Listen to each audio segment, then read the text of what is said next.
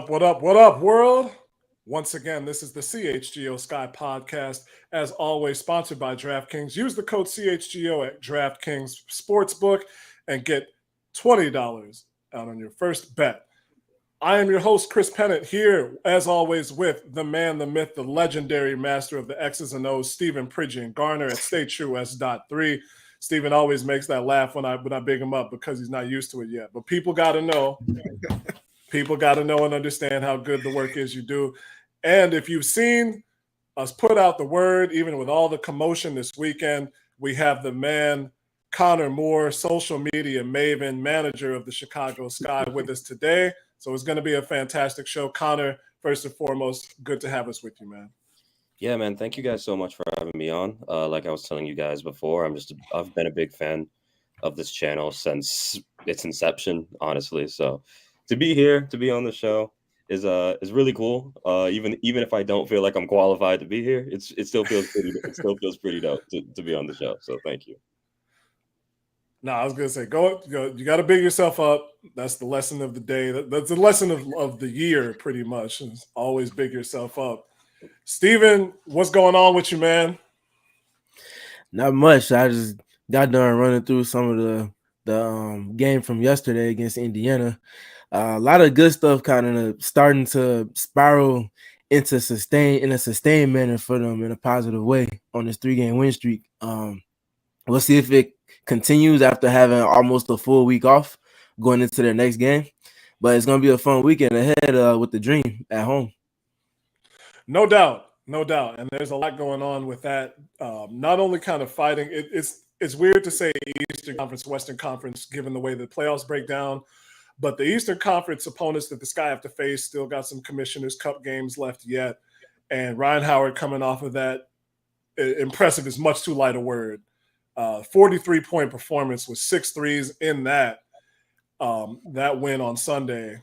So it's gonna be a tough week for the Sky coming off of, again, that weekend's commotion. And let's jump right into what that weekend comprised after riding the ship, winning 2 against the Los Angeles Sparks in the home, I guess is the best way to put it. James Wade left the team, took a job as an assistant coach with the Toronto Raptors.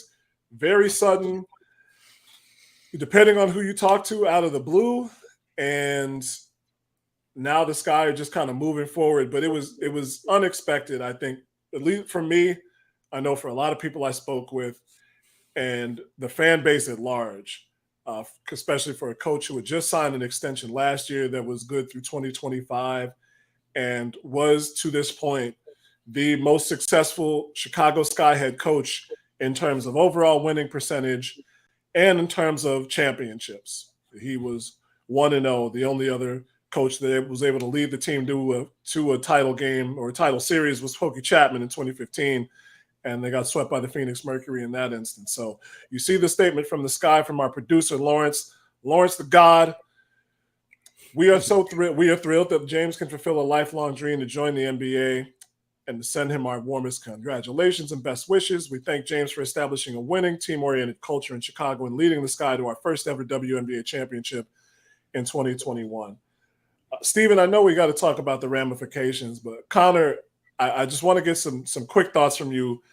In the second section of the show, we're going to go over your background and how your stints with the Red Stars and the Sky and what you found in this world of navigating social media and women's sports. But when you have to craft something like this, especially when it comes up so suddenly, what goes into that when you don't have a lot of time necessarily to prepare and you've got to just go for the gusto? Well, I think, first of all, when things like this happen, I mean, I think a lot of the credit goes to our director of content and then our graphic designers as well. They're the ones who have to cook this stuff up relatively quickly. And then obviously when it reaches me, it's got to go up ASAP, and even if there's a level faster than ASAP, it has to go up then. So it's very chaotic. It can be, I don't want to say chaotic, is the word, even though I'm sure not many would be surprised if I use that. But I would say it just kind of always goes back to it kind of always goes back to just always being ready, like the off switch for me personally, I feel like the off switch or the on switch always has to stay on up until it's time to go to bed almost. Things can happen so quickly. It's happened here, whether it's any breaking news thing. So it's just the clock doesn't stop for anybody, I feel like. So I just feel like I always just have to be prepared and just ready for it. Whether I'm at home playing Xbox or working on some stuff for work, or I've had to make posts in the past where news might pop up and I'm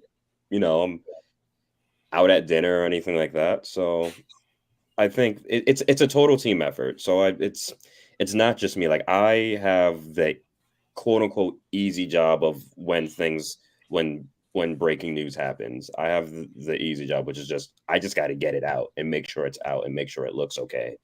Make sure it gets out. I think the credit all goes to everybody else on the content team when it comes to stuff like that, because it's a lot when it happens. When shock drops happen, everyone has to be ready. So total team effort, and we got the news out, and as far as everyone's opinions on it, that's not for me. That's not for me to decide. That's not for me to give opinions on. I'm the guy that posts it. So yeah, total team effort getting stuff out like this. For sure, man. You already got the shout out from our old friend Janice Scurio. Says, "What's good, guys?" Connor says, "What's up?" Janice, what up? Hi, Janice. Appreciate everyone tuning in with us this afternoon. Renetta, thank you. We are rocking and rolling in here. And shout out to Region Rev out in Gary. Shout out to Gary, Northwest Indiana. We're going to talk some Dana Evans later, too. Steven, this came as a shock to all of us. I was very, very upfront with y'all what I was doing at the moment the news dropped. I had just poured up that Bacardi and Coca-Cola and was ready to settle in for a Saturday afternoon, and then had to get back in work mode. Aside from the ramifications, how the news hit you? I think Connor put it perfectly when he spoke of shock value, because that was definitely what it was for me. Speaking from my perspective, I talked to him the night before. So I was actually in the middle of cutting up things from the post-game presser to just kind of put my little back and forth from post-game from the night before on Twitter and everything. And then in the middle of doing that, I took like a quick break, and then I got the email from the PR team, and I thought I read it wrong initially. And then upon going back on it the second time, I was like, oh, wow, this is really happening. And then, of course, I did my thing and tweeted that part out, and I just kind of let the dust settle on it to kind of try to make it make sense. And it does in terms of looking at somebody that's in pursuit of a specific thing. You have to go about it with whatever opportunities come your way, and how that comes about is going to look away to people who are not directly involved in it. Nonetheless, definitely want to salute to him, give him a hat tip, and congratulations on taking that next step towards his deepest desires. Just me being the person that I am, I want for anybody to get whatever it is they desire, especially if they go about it the right way. And I feel like he didn't use necessarily the W as a stepping stone. He just took what opportunities were presented to him, and as a part of his manifestations, this is kind of how everything kind of went out for him. This is how the cards were dealt to him. So I don't feel any like bad way or see him in a negative light in response to it all. I'm just happy for him to have had the opportunity, and for all that he laid foundation-wise for the Sky. That's a good point. And I want to just go around, especially on that point, talking about the legacy of James Wade, because I think on the one hand, you have his record, you have the championship year, you have the 2 years that bookended that, counting 2019 rather than 2020, where the Sky, it seemed, were that close to getting to an upper echelon of the playoffs. 2022, they were on the doorstep of going back to the finals. And no matter what, every year he went to the playoffs, even in 2020 when you had so much upheaval, turnover, players that had to leave camp. The Sky, it was so weird. They felt like they came together in a very difficult environment, even though it felt apparent from the middle of the season on that they weren't going to get to where they wanted to be that year. So even in a down year, he was part of the force to help bring the team closer rather than split them apart. On the other hand, you have some talk about people talking about the lack of draft picks that were given up in the deals in the offseason, and the future of the franchise that goes right into that. Lawrence, I know you were about it about those draft picks, because I know you're a guy that looks forward to the future for sure. Yeah, you caught me eating some pretzels, but yeah. I mean, for me, like, I'll say this. About a month ago on the Chicago Sports Podcast hosted by Kevin Kaduk, we did a thing where we kind of gave like a hot seat ranking of every coach in Chicago. And we ended up putting James Wade pretty hot on it. And honestly, I felt a little bad after we finished because I was like, well, it's what fans think. And it's about like you said, the fact that he's kind of mortgaging the future for right now. And in my mind, I love Courtney Williams and Isabel Harrison. She gets hurt immediately, and so that ruins that whole thing. And Mary, et cetera, et cetera, et cetera. But he basically gave up all these picks for a team that, honestly, I don't know how they're going to be able to challenge these super teams that are, Vegas looks incredible. I mean, the level of basketball they play on a daily basis is insane. And then you got New York and everything else. So it made me a little nervous. And then now he bounces in the middle of all this, and it's like, damn, like now we're in a kind of a weird place, because now the right now is not necessarily the greatest, and we have no first round picks till what, 2026? Yeah, no, that's definitely true. Steven, I go to you. I think it's a complicated legacy, but what do you feel the legacy is now? Of course, you want to take the now into context with everything, but I do feel like he left the franchise in such a better place than it was when he came in. That's both record-wise, both general perception-wise around the W, and culture-wise. Like, he's established a culture that should long last past what his expiration date, at least for the time being, was with the team. And I feel like in terms of leadership, in terms of a person that's a leader of any body of people or human beings, adults, and especially a women in a women's league, the premier women's basketball league, you can't knock his track record with the team in any capacity for what he did as a leader, and just all of the little things that he did, like we talked about yesterday, Chris, with just sticking up for his players, taking a multitude of fines to back his players up in real time on the court, as well as in post-game and pre-game press conferences, and just a lot of the little things like that go far past a win and loss record, which obviously he was good with as well, especially over the last 3 seasons with the team.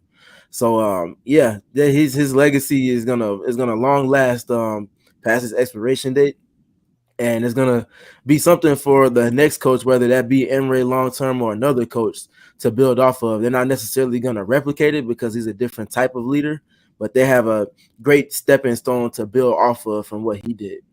And let me just clarify that, like, legacy-wise, yes, he did definitely leave him in a better place, and I will never forget, the championship run. I remember just like kind of crying my eyes out when watching the parade. That was such an amazing moment, and that's all thanks to him. So, can't knock that. Connor, I know you're in a unique position, especially on this panel, but just if you could speak to the idea of like what the legacy is for James Wade, both as his own man, as a coach, and for him in connection with the team. I think legacy, for things like that, I try not to really get into the weeds of too much, especially like you'd mentioned, given where I'm at right now. I don't want to speak too much on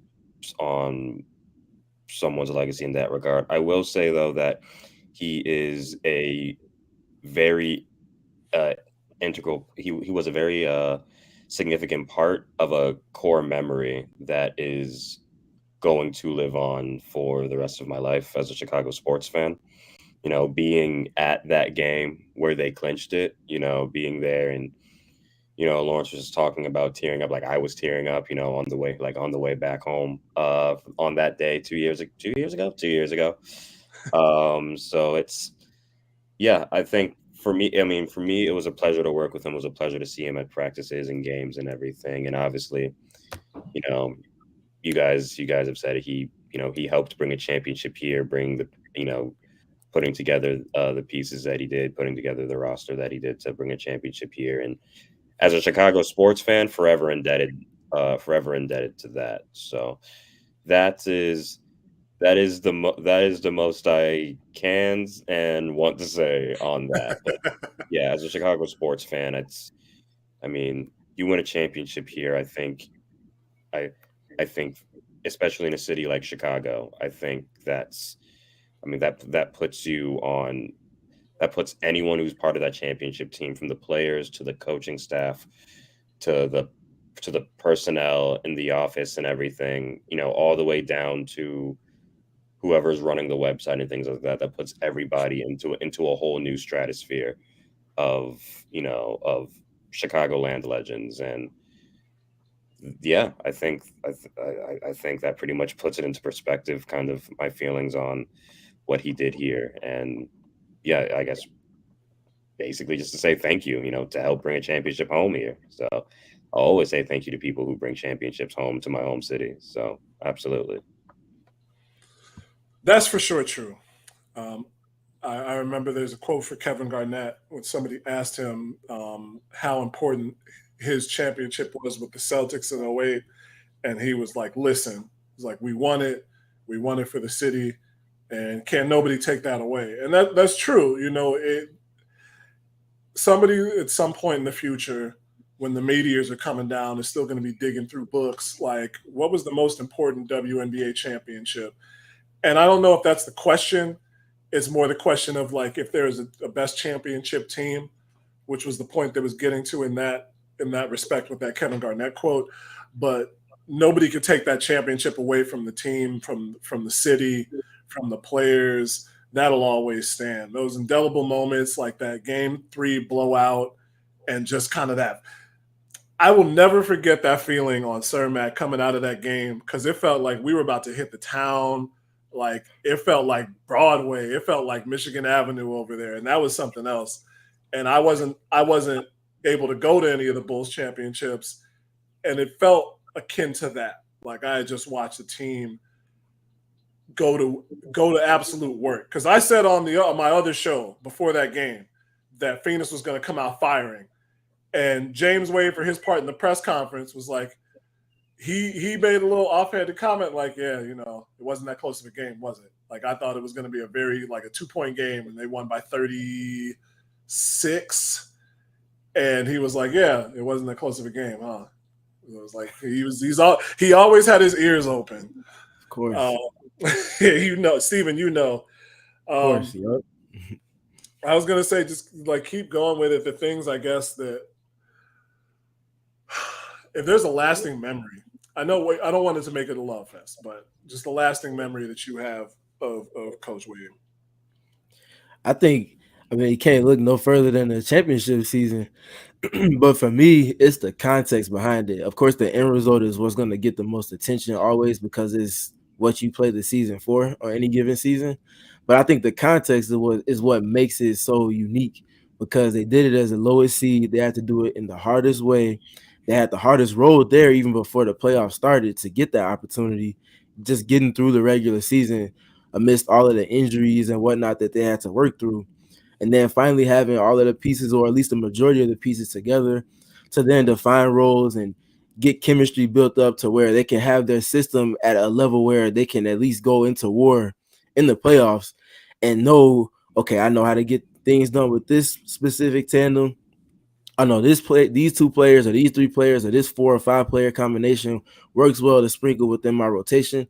Like, there was just a lot of things that had to come together in a condensed part of the schedule where most teams were already hitting their stride and they were just beginning to get their players back. And then being able to scratch and claw their way up to, again, getting that final seed and then doing what they did to navigate themselves into doing the quote unquote unthinkable, I think it was done in a very Chicago way. It's us against the world. We don't care about the noise outside. We're gonna do it in a tough, gritty fashion that's unique from the manner in which any other team is doing it, and we're gonna make it happen in our way. And that was pretty much the perspective that everybody on the team took, of course, under the wing of his leadership. And I don't feel like there was a team in the W, especially that season, that took on the characteristics and the emotional action that their coach did any more than the Chicago Sky did, especially in that specific run. And most teams that do that typically win the championship. And they did that again against all the odds, with all the adversity stacked against them, and they made it happen. And and then I think outside of that is just bringing the hometown girl back in such a spur of the moment type of situation with her departure from the LA Sparks as well. I think that was amazing too. That's a good point too. That's an incredibly good point too. We got to talk about the ramifications still for the future, because I know that I put the question out on Saturday, like, how do you feel about James Wade's departure? And, you know, aside from just people really feeling hurt, there was actually a really, really cool one from a guy, Master Bear Jedi, who pretty much listens to everything Chicago Sky. Shout out to him. He said he was stunned because Wade was the only coach that he had known with the team. And that put a lot into perspective. Like, the championship itself brought a lot of eyes on the team that hadn't been there before, but also the way that they play the year following, where they came very close to the championship, that brought a lot of people in where they either had kind of been on the periphery or hadn't been paying attention. And for somebody to say that, it was kind of like, not jarring, just surprising. Like, oh, you know, James Wade is the only coach that he had known with this team. And so now it was going to be different. It was going to be something just like different that he was going to have to get used to. Other people said they just felt betrayed, which I get. And then there was also the question about losing draft picks. So ramifications for the near future, Stephen, in your eyes, like, how did this guy move forward outside of just Emery getting in, settled in, and moving the team towards his vision? That's where it gets a little dicey, because and I think I've spoken with you, Chris, and I've also spoken on the CHGO platform about where the team was headed in terms of future talent. And I felt like he had a plan in place to where he's spoken on it himself a few times before, where he was being questioned for the decisions and the draft pick compensation that was given up to acquire the talents of course, Marina Mabry. And he was pretty much consistent with saying, what are those draft picks going to do for me this season? And even adding even more context to it, we've all spoken on how many draft picks don't even make the final roster coming out of a team's training camp. So there's no, like, if you want to speak on it from one perspective, you have to apply the context. There's no guarantee that whoever it was the Sky may have been able to nab in the draft was actually going to be able to make the roster, just because of all of the other different things that the league has to get together in terms of allowing more of these players the opportunity to actually make the roster. So there's little things like that have to be applied to the context, especially if you're going to look at it from a specific lens of criticism. And then the last part that I'll kind of leave it with is that, like I mentioned earlier, I truly feel like he had a plan in place. He got a player like Rebecca Gardner out of nowhere last season. That was not a draft pick. I feel like, especially with his reach internationally and the way that he can go about enticing players to come over to play under his leadership with the Chicago Sky, no different than he did with like even Julie Allemande last season. In addition to Rebecca, he has that reach to where he could find a player that would, even Sika Kone this season, as I'm cutting myself off. That's another player. Like, that's not a draft pick, but that's a player that can come in and add extreme value and just be the type of player that you could potentially get in the draft, but just not use a draft pick. That's one of the kind of nuanced ways of going about not using the draft to build your team in terms of getting players that you can invest in and develop internally, and have that reach to where you're keeping the wagons rolling in terms of your roster moving forward. I truly do believe he had a plan in place to use his reach as an advantage in terms of building his roster in that way. And I mean, obviously, unfortunately, we're not going to see that part fulfilled through with him being in place to do so. But it's just kind of a tough bite of the apple at this point. That's an even-handed way of saying it. We got a comment in from Renetta, longtime CHGO sports listener. I agree with Steven in part, but feeling everything Lawrence is saying. Those draft picks gone, though. Yeah, the draft picks are gone, Renetta. I'm interested to see, pursuant to Steven, what you're saying, Emery Vatan-Sever is another coach who has that reach with him being from Turkey, having coached in Turkey, overseas in Europe, and who has kind of access to those players, has been talking to them for a long time. I saw a note that said he'd been coaching since he was 17. So this is something that's pretty much in his blood. The way we're on this show now, this is something that he's wanted to do for a long time. I recall last year he said that coaching those 2 games in James Wade's absence when he had COVID were very, very big for him. He was very emotional, had tears after the first game, and they got the W. And then just coming into the locker room, Connor, I know you saw the water bath that he got, which when Courtney Williams said that or when James said that on Friday to Julia Poe, I thought he was kidding. And I don't know why I did. I've seen it. I've seen people get bottles of water thrown on them, which neither here nor there for me personally.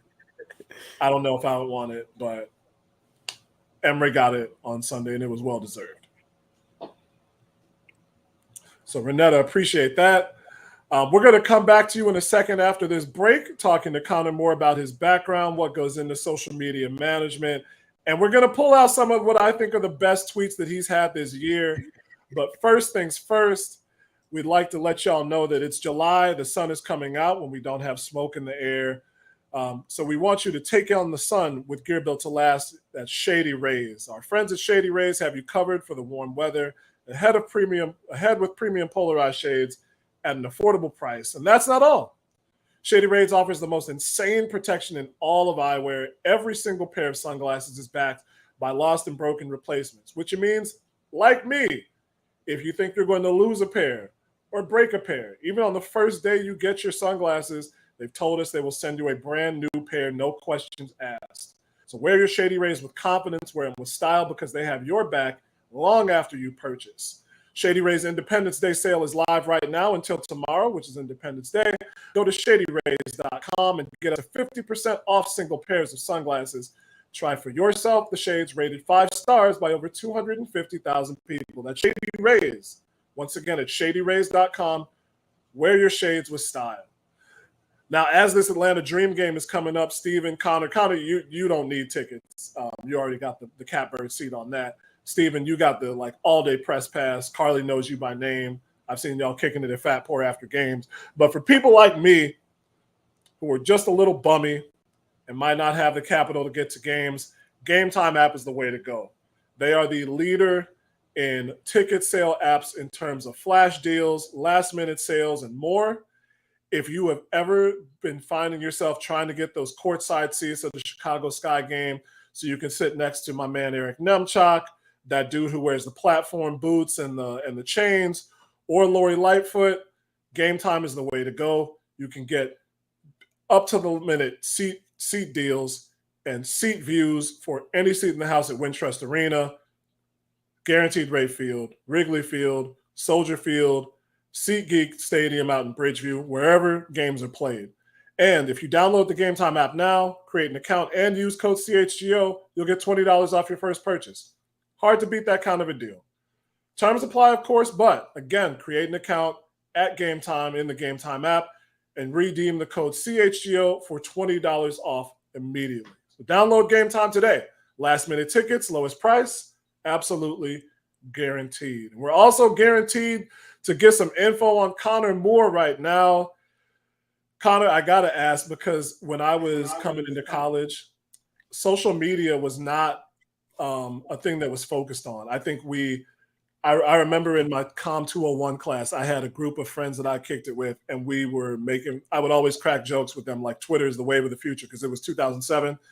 One of my friends was like, I don't know what you're talking about. This is not going to be a thing. It's not going to last. Nobody's going to be using this. And now here we are to where it's so important that Elon Musk felt the need to destroy it. So I had to, man. It's true though. My He man should be came all the way. referred to. He should be referred to as redacted. We only gotta say his name for real. My man came all the way from South Africa. This dude is the biggest South African villain since them dudes in Lethal Weapon 2. Like he really did that. Anyway, Connor, like, what brought you down this path? Because I don't. It's in a different era for me. So, what really started you on this path? Wait, Connor, you've muted yourself. You got to unmute. I didn't There hear I any of am. those I clips got about it. Elon. There you go. There we go. Thank you. It's so funny because as that happened, I just got a text from someone saying, "Hey, don't embarrass yourself now," and then in 0.5 seconds. So that's I've already checked that one off the bingo box. But as far as how I got into this, I'll be completely honest with you. I didn't want to. I didn't like social media was not on my radar at all. I went to school for broadcast journalism. I wanted to be on TV and radio and newspaper. Like I did all three during my time at Wisconsin Whitewater. The greatest time I've ever spent in my life was there. And then I was the lead guy for sports for TV and radio. Was fortunate enough to win a good chunk of awards and everything there. But I really wanted to get into broadcasting. I was a kid in third grade, and when it had the little chalkboard problems, like, what do you want to be when it grows up? And I remember always just saying like ESPN somehow, because in my mind back then I was either going to be a broadcaster or an athlete turned broadcaster. The athlete thing clearly did not work out, but I'm very glad that little me had a lot of ambition. But yeah, no, I just didn't intend on getting here, and graduated in 2019. Did a couple freelance things, just like production based stuff, which I felt comfortable in, because at Whitewater they don't just teach you that in front of the camera stuff. Like you need to know like the production and everything behind it too. So I felt fairly comfortable doing that. Did that, had an internship with the National Basketball Retired Players Association. Worked at Target during this entire time too. Then COVID happened. I was still at Target. And then in the middle of 2020, ended up getting asked if I wanted to help out the Chicago Red Stars for a little bit. It was a team that I interned for in 2017. Got latched onto there. And then at the end of 2020, I was brought on full time, and I wasn't even supposed to be the social media manager for that either. I was brought on as a content coordinator. So I was helping to like write story. I was going to initially write stories for the website for them. And then the guy who was running social media, he left to take a job in his hometown. And then my boss at the time, Lindsay Goldner, looked at me and goes, "So how do you feel about running social media? If it's social media is content, you're a content coordinator." I was like, okay. And for me, it didn't feel too weird in a way, because I feel like I'm in that generation where we kind of made social media our own, And for me, like always following and like interacting with sports teams and everything as is at that point. And for a little bit, I ran a Facebook page for our sports radio station in college. For me, like I would, it felt naive, but I was like, oh, I've seen it done. Like I could just mimic that and learn as I go on, which is kind of what I had to do realistically. So I don't necessarily think it was naive, and it worked out very well. I would say I got a lot of. I learned just how petty I was online with the Red Stars. Running that account, I learned just how fun it was. But women's soccer Twitter it's crazy, and so it was just kind of embodying that craziness, but also realizing I get paid to do this and probably shouldn't say anything out of pocket. And then left the Red Stars, and in March of 2022, and here I am. So yeah, truth be told, I wanted to be doing the things that you two are doing right now. Like that's what I saw myself doing. I didn't see myself running a team account. Like if I was going to be working for a team, I didn't think it was going to be for social media when I was growing up. But things change and times change, and eventually you got to just get wherever you can get a job. And make money. And I've always felt I was flexible in college with my interest in the things that I could do, and I always felt that writing was the number one thing I was the most confident in. Like I joke around and tell people all the time, I'm not the most confident human on the planet at all. But if there's one thing where someone had to like tell me like what's one thing I am confident, it's my writing ability. It's always been that way since I was in grade school. So I just kind of used that. I was like, all right, social media, but everyone's about to see it. What's the worst that could happen? So it's crazy how I got here, honestly. It's very crazy how I ended up getting into this for someone who didn't want to, but it's fun. It's a lot of fun, and I don't regret it at all. I think that's the way in our space of just media in general, whether it be the PR side or the communication side. I think we all were probably trained in school, and obviously once we got our feet wet in the actual industry after school, we realized even more that it's important to just be ultra adaptable, because you have opportunities are so hard to come by in this space. And you just gotta be able to, like you said, get in where you fit in essentially, and whatever opportunity comes your way first, run with it, shape shift it into what you want to be, and then just get it rolling from there.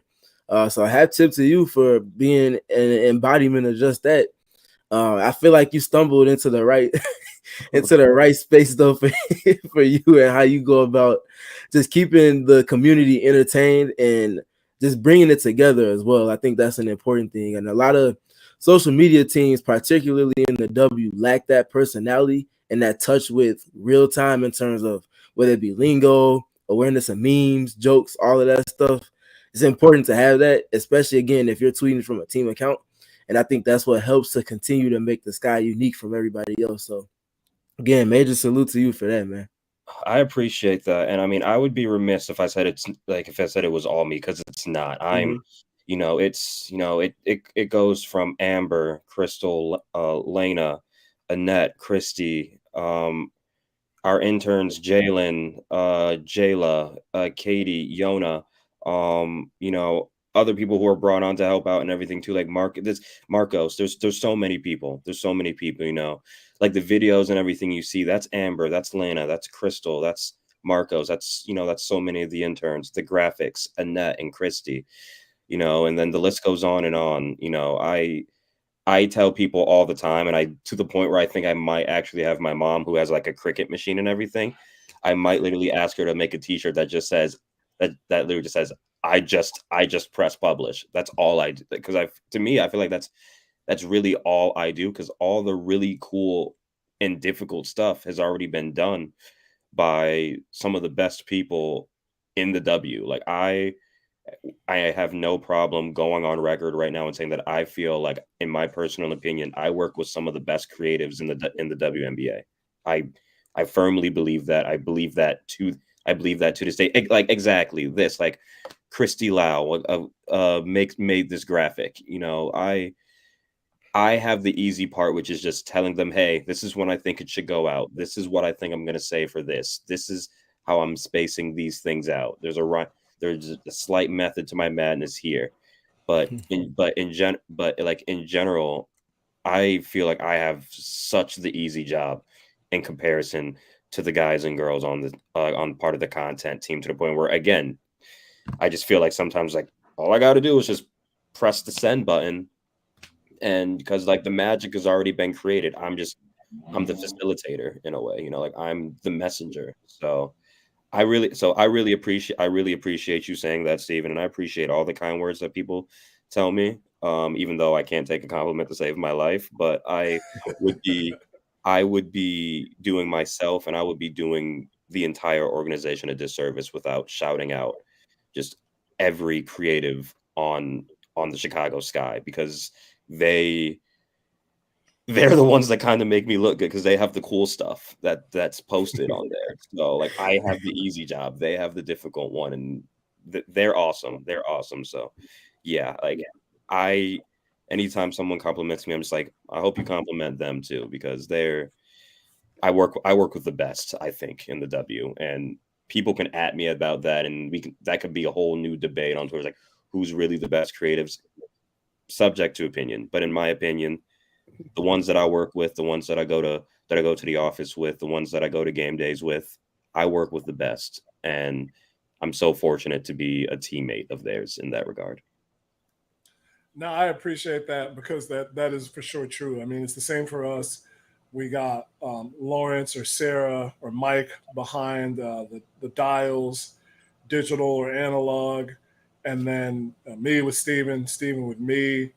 You know, it wouldn't be it's never just a one person show. But you are the person writing this copy. That's not just your background. And I want to bring up this last one there was one that you have from June 22nd. Oh, Jesus. If Lawrence, if you can get that one up.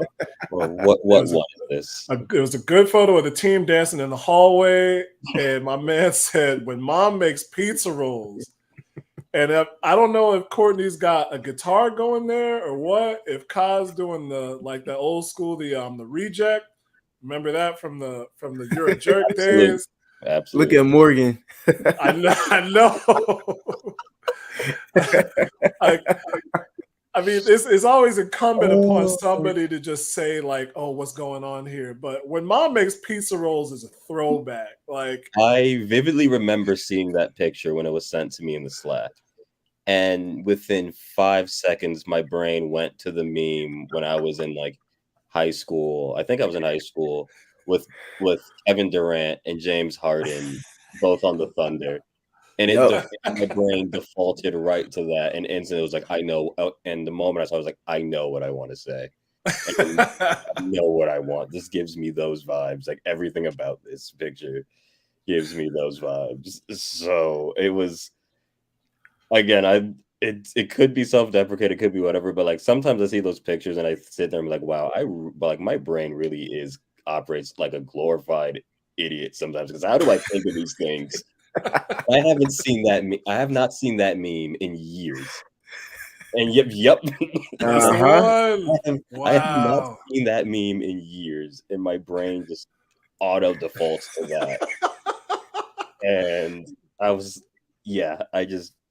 it was for that the moment I saw the picture, like I know what I want to say. There's nothing else I want to say. I want that. And I'm glad it hit the target audience. Is all I was saying. People realize where it came from. And see, being able to trace back that quickly on your toes to that and connecting those dots and making it so appropriate. This is why I said what I said. You are with the team. You are in the right position that you need to be in at this moment in time. 1000%. I mean, I can even go back to, I can't remember what game it was last playoffs. There was a game where Kai was losing her absolute mind, and she was just doing all the wonderful Kai things that she does when the stakes raise to the highest level. And I think I told you after the game that I was getting my meme together with the dog with the x-rays. And I was like, bro, you tweeted it off like 30 seconds before I did. And I was like, well, I can't tweet this now, so let me just go ahead and hit the retweet button. And you just kind of shared a little moment. I remember that game vividly. Actually, I remember that because I just remember actually getting texted. They were just everyone was just like, because I think that was right at the peak of that meme, and I just remember my friends were just like, if I've ever seen a time where that was used perfectly, I think you might have done it. And then I was like, oh, funny you mentioned that, because someone just said I literally just snatched the idea from them 30 seconds before. So. That's it. Yep. Oh man. So yeah, that was I think that was like the first time we like had like extensive talk, the conversation at the end of the game. But yeah, it just some things that just happen, like again, whether it's my brain defaulting to a meme from circa 2009, maybe, to just what's happening like at the current day. Like everyone always says like always being online is a bad thing, which it kind of is. It's a detriment, but I'm also just like, I want to know, like I need, like being always online kind of helps when you have good source material. And when you have good source material, to me at least, it's important to kind of know good source material and kind of know what like the big popular thing that everyone's talking about and try to jump on it, but not just jump on it just to jump on it when the time is right, or when you have something that's apropos, like Ka going off and Ka having the dog in her, like that picture and instantly seeing, I was just like, yeah, that's a pizza roll post if I've seen one ever. So it's, for me, it's like I just don't want to do it just to do it. Like I try to have a real, somewhat concentrated method to my madness for the most part, when it comes to things like that. Now, if we're talking the captions, don't know how those happen. Like the victory captions could not tell you how I those was just about to ask, actually. I'm glad you answered that. I can answer that question, which is I don't think of them before the game. I never do. Actually, that's a lie. There's only been one game in the year and a half I've worked with the Sky now, that I knew what the caption was going to be. And it was last year. I think it was our first home game against Phoenix, obviously, since the team won the championship in 2021.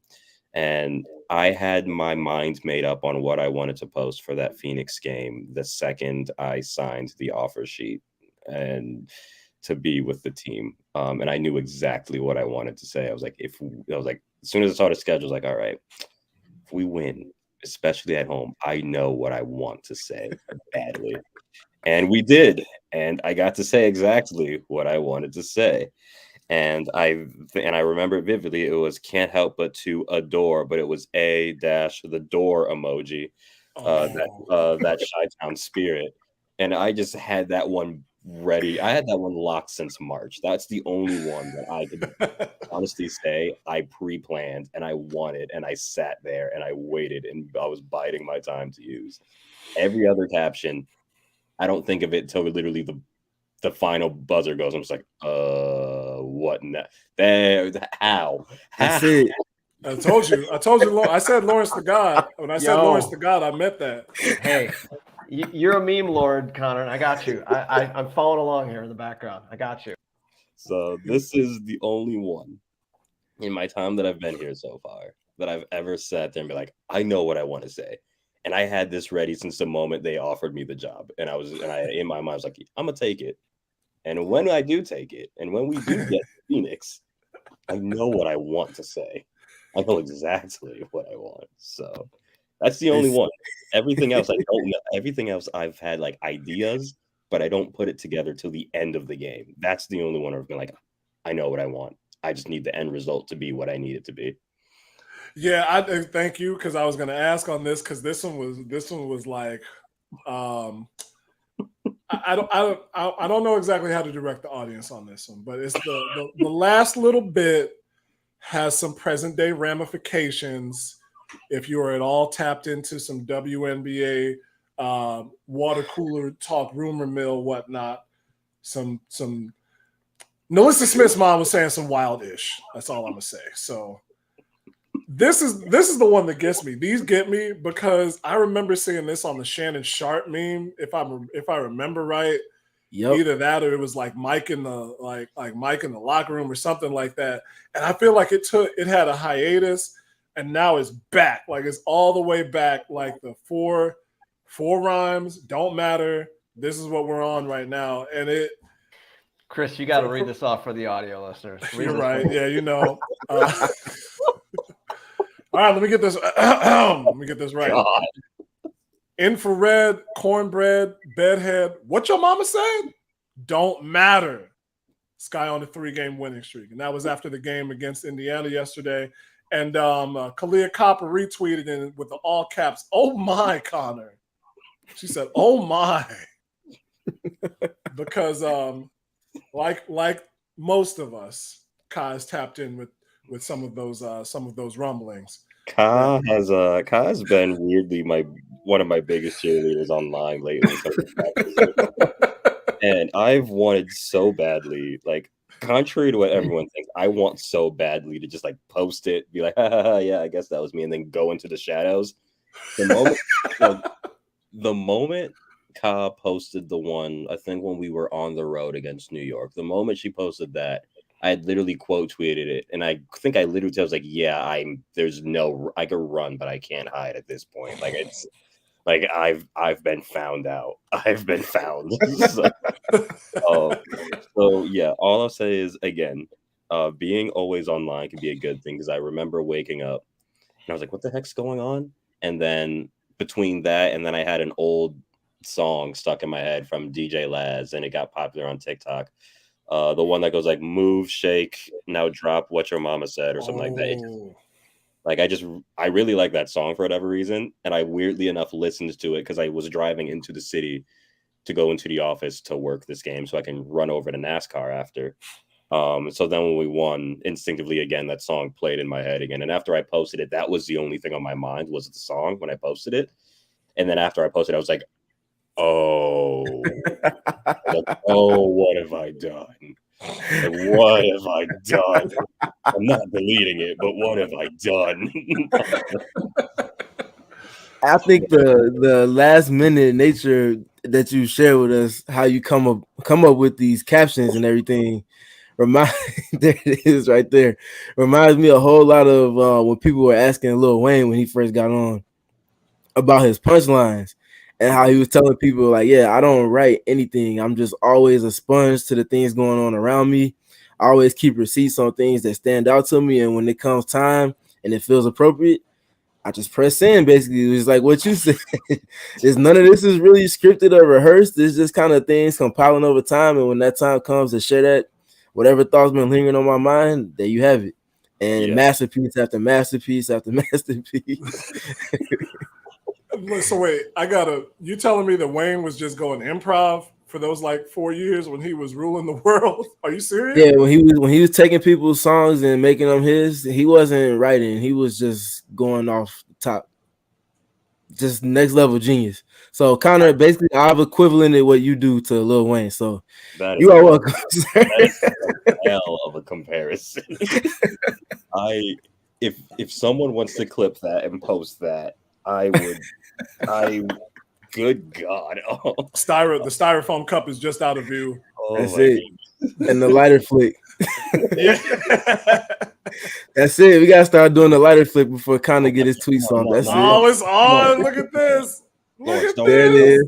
Don't give Anna the satisfaction. Don't give her that satisfaction. Oh, it's too late now. It's too late.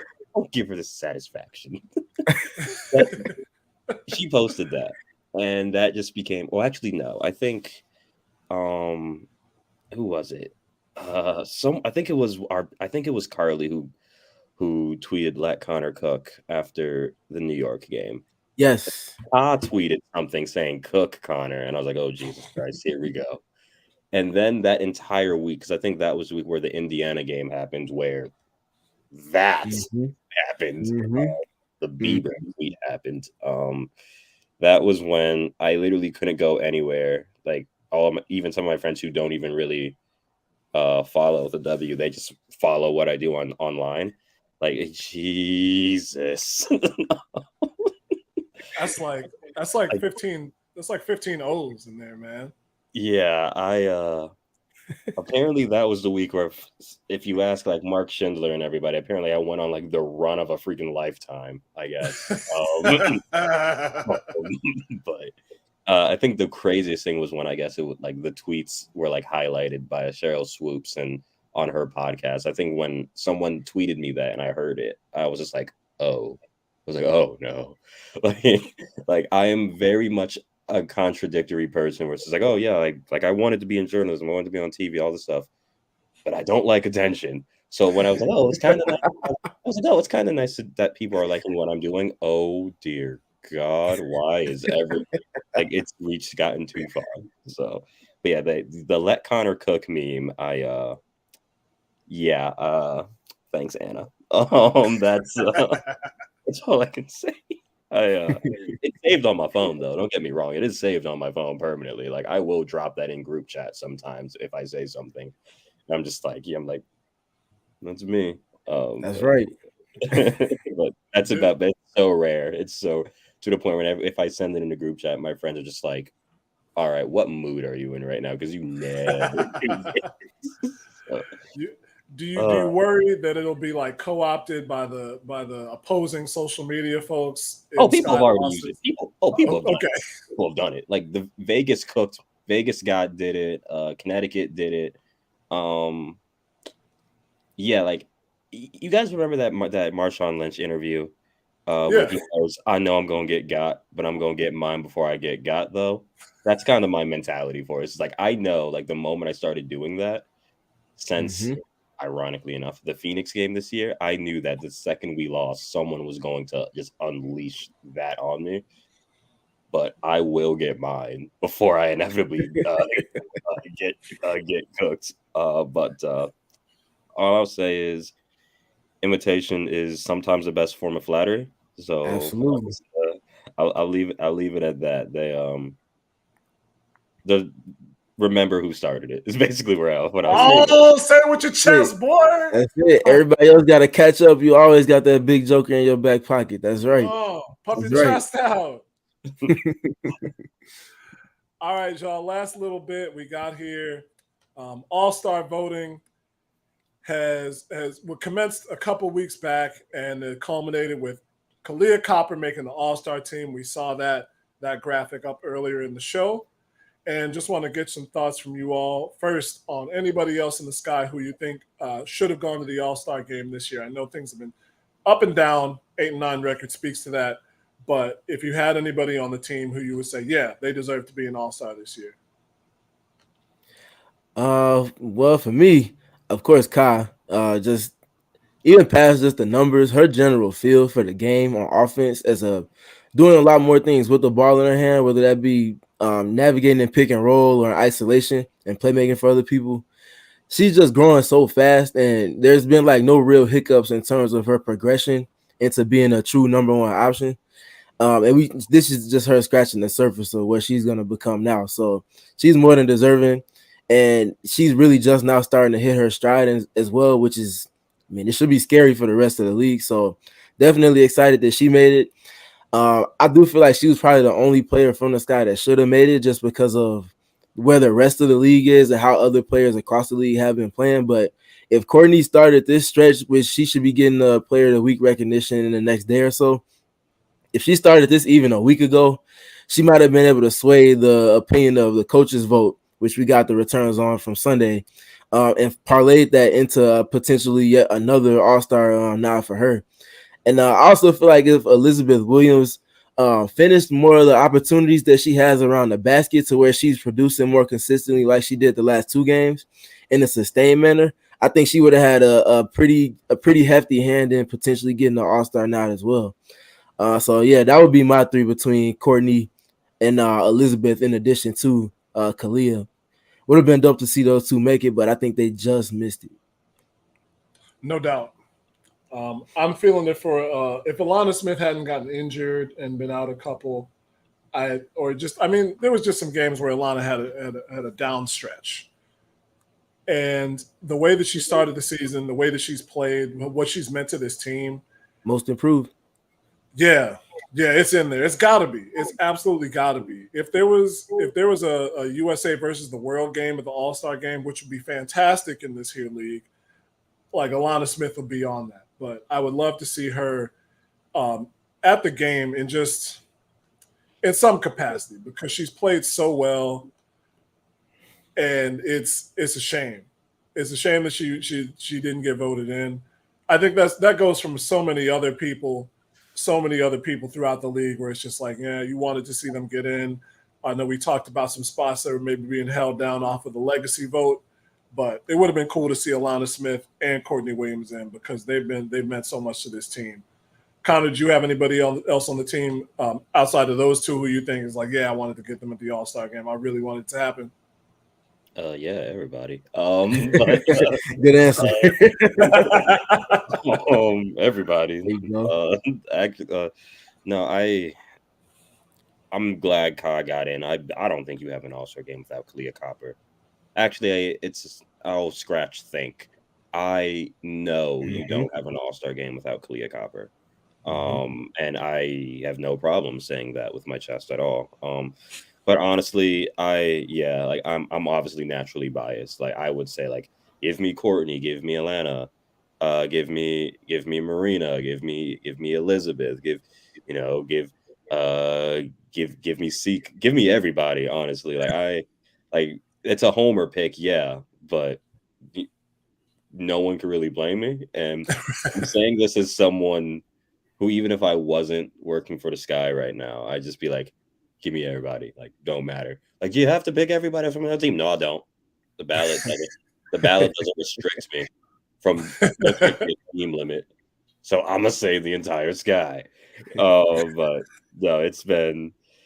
I'm so stoked for Ka, honestly. Like, you don't have an a WNBA All-Star game without having Kahleah Copper representing in the All-Star game. So I'm happy. I'm very happy that she got it. I would have preferred more Chicago Sky players, honestly, personally, but hey, we got somebody there, so that's all that matters. Hey, and Chris, speaking to, I know this is not Sky related, but we already talked about players that we felt like were deserving before that didn't get that nod. I just want to give a quick salute to Kelsey Mitchell. She was more than deserving last year, averaging over 20 points a game. One of the best scorers in the NBA. I'm glad she got the recognition that she not just deserves but earned over the last couple of seasons, and got that nod this season. So I can argue that she should have started this season, and I wouldn't go against that either. But I'm just glad she got the recognition that she deserves for sure. No doubt, yeah. Sky fans have seen a lot of Kelsey Mitchell over the last couple of weeks. So I think it's more than apparent that it was more than apparent last year that she should have been an all-star, and this year she just left no doubt in people's minds. So it was definitely cool to see Kelsey Mitchell get that nod. I just kind of wish that the Sky played her in the second half of the season rather than the first, so that it wouldn't have been less at their expense, no doubt. One last thing on that fan vote, and I like the way that the league did voting for their first returns, where it was weighted between fans and media and players. But you got some interesting information off of those different votes when they were made public, such as the fact that players don't necessarily think highly of some of their fellow players, particularly the point guard in New York. And we may leave that for another time, but it contributes to an overall level of spice going in. Appreciate everybody for checking in with us. This is the CHGO Sky Show. Daniel Berry Sports Highlights. Hi to you, Region Rev, getting that hot tea on the on that What Your Mama Said portion of the tweet. Shout out to Chicago Bulls Central. Last but certainly not least, the DraftKings pick of the week. Usually we have 2 picks, but there's only futures up for the WNBA right now. And interestingly enough, I say this after knowing that they got mollywopped in their last game versus Las Vegas. But interestingly enough, the Connecticut Sun are plus 1,600 to win the championship this year, which means that $100 gets you 1,600 back. And considering that the Liberty are plus 265, I think that Connecticut would at least be a little bit more highly thought of by the books. And also considering that for some reason the Liberty are not giving Jonquel Jones enough touches yet. But that's neither here nor there. So yeah, check in on that. As much as I've said about Connecticut Sun, they have a better than average shot, I think, of winning the championship this year, and that went from 1,400 to 1,600 in the 20 minutes since I checked my phone. So that's your DraftKings pick of the week. Region Rev, thank you, appreciate it. Thanks for coming in. We got the I know we got the broadcast limits. We had a conversation online yesterday about not being able to get the CW26 on streaming services or Marquee Sports Plus. Yeah, it's the nature of the beast these days. Either way, Connor Moore, thank you for tuning in, checking in with us. It was a pleasure to have you on. Honestly, I think what you provided about your background was really cool for me, because that's the path that I started out on, and it's taken me in every which way that you can imagine. So it's I feel you on that. Like, it's you got people who are in the same boat with you, who have gotten to places they didn't expect and just made a way with it. No, I appreciate that. And yeah, no, thank you guys again so much for having me on. Like I said, I've been a fan of just this channel literally since it began. So really happy. I'm happy that you guys and so many other people have noticed just how petty I can be online when it comes to work. And honestly, it's not even just. Sometimes it's petty. It's just having fun with it. Just trying to have fun. So I'm just super happy. So thank you guys. And again, I have to give a shout out for the entire content team on the Sky. Honestly, like every single one of those of this team, they're phenomenal. They make it so easy for me, honestly. Like I said, Amber, Elena, Crystal, Carly on PR, Marcos, Jalen, Annette, Christy, Yona, Jayla. There's probably a few more that I'm not thinking of right now, or that I just can't remember right now. But we have an all-star squad here, so everything you guys see, it's coming from the best in this business. I believe that wholeheartedly. And people can run this clip back as many times as they want, and I do not care. I will say it till I'm blue in the face. I truly believe it. So I'm just very happy I get to put that last bit of spice on it before it goes out to the world. So, but the good stuff they cook up, and I'm like, I put the little frosting on top of the cake, and then I'm like, all right, here you go, serve it to the customer. The customer is every one of you guys, and I'm glad you guys enjoy it. So I'm very happy. So thank you. I appreciate you guys so much, and I appreciate everything you guys do. So I just appreciate you guys, and thank you for having me on. Of course, man. Steven, once again, stay true S.3, Steven Pridge and Gardner. Steven, you got anything coming in the pipeline soon? Yeah, we got plenty of stuff coming up. I mean, the team doesn't play till Friday, so that leaves a lot of days to run through film, look at stats, all of that fun stuff, and I have to do it in a rush capacity. So, yeah, you'll be seeing a lot of me over the next couple of days for sure. I was gonna say at the last press conference, you were asking a question, and James, he would get that little kind of like smirk. You would see on when you were asking some of the questions, no matter if he had his head on his hand and he would be looking real exhausted after the game. You could see if somebody asked a question, he would get that little like. And as he was walking out, I wanted to be like, "Hey, man, I know it would be tough for us to lose him, but you got a video coordinator sitting right here if you're looking." So I'm just saying to all the coaches out there who are listening, because I know you listen to the show, if you want to poach Steven as a video coordinator for your team, it'll be tough for us, but we'll live. Dead ass. I appreciate it. For the CHGO Sky Show, for the producer, the God, Lawrence Benedetto, Stephen Gardner, Connor Moore, I am Chris Pennant. Thank you, all of you, for listening, watching, tuning into the show. Find us online at CHGO_Sky and follow the whole team at CHGO_sports. You can find me at Quandary Kitten. That's KWANDARY Kitten, and Badly Hooping at your local playground. Till next time, folks, be good and do great things. Keep your head above the clouds.